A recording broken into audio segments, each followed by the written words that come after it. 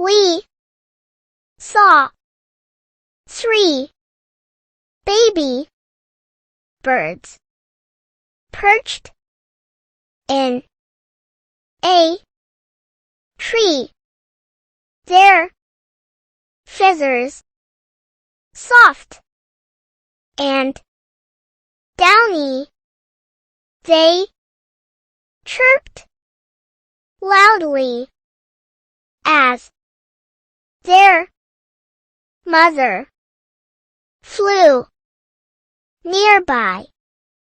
I wrote about how cute the baby birds were and how their soft feathers looked like little pillows in the branches.